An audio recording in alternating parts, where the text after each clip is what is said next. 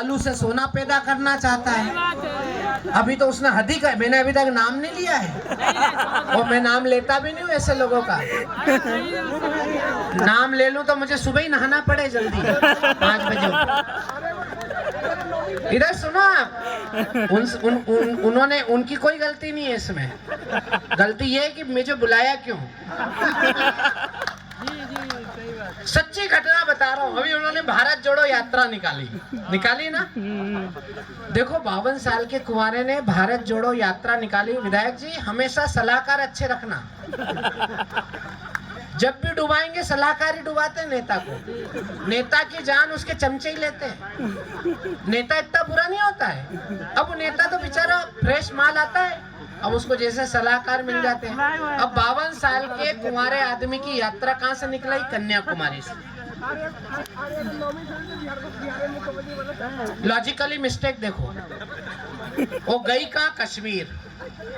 2000 kilometre चला भाई, और इतना तेज चला कि लोकसभा के बाहर हो गया। वो तो सुप्रीम कोर्ट को दया आई तो वापस लिया। और केरल की तो एक घटना सुनाऊंगा तो आप घर तक हंसोगे। सच्ची घटना है, बना के नहीं सुना रहा। 15 किलोमीटर भी नहीं चले केरल में। और जैसे नेता लोग आते, आज भी आए होंगे तो इनको 1-2 लोगों ने कागज पकड़ा ही होगा कि भैया ये काम नहीं हुआ, भैया ये काम नहीं हुआ। नेताओं से अपेक्षा रहती भी है। 15 किलोमीटर चले भैया जी पैदल, तो वहां के केरल के किसान आ गए। बोले सर फसल नष्ट हो गई। तो भैया जी ने कहा खुले में क्यों बोई थी? बताओ, हमारे यहाँ ऐसे लोग प्रधानमंत्री बनना चाहते हैं। माता जी और महान है। वो छत्तीसगढ़ गई थी भूपेश बघेल की सरकार में मुआवजा बांटने। जब से भूपेश बघेल कुछ मुआवजा मांगते फिर रहे बेचारे। छत्तीसगढ़ के किसान इतने समझदार हैं, ये देवेंद्र वहीं से आया है। उन्होंने 500-500 रुपए इकट्ठे करके माता जी को भेंट करे। तो नाराज हो गए, बोले मुझे क्यों दे रहे हो, मेरे पास तो बहुत पैसे। बोले नहीं मैडम, फसल आपकी भी नष्ट हुई है। जिनको समझ में आई हो वो ताली बजा सकते हैं, वरना मेरी उंगली यहीं रहेगी। इसलिए इन अमर बलिदानियों से लेकर आज तक के नेताओं तक, और मैं फिर विधायक जी से माफी के साथ, या जितने भी नेता अगर किसी भी पार्टी के बैठे हो, बिहार में तो संकट ये कि एक जिले में 36 पार्टी के नेता हैं।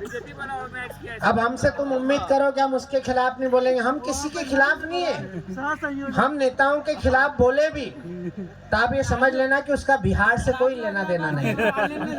हम जो भी कह रहे हैं वो त्रिपुरा, नागालैंड, वहाँ के नेताओं को ना तुम जानते ना हम जानते। वो कोई भाजपा का नेता बैठा हो, क्योंकि इन्होंने तो क्या मिस कॉल से सदस्य बनाए हैं, तो इन्होंने तो उस ग्रह पे सदस्य बना दिए जहाँ लोग बसे ही नहीं अभी तक। तो भाजपा वालों को तो त्रिपुरा और नागालैंड में भी दिक्कत हो सकती है।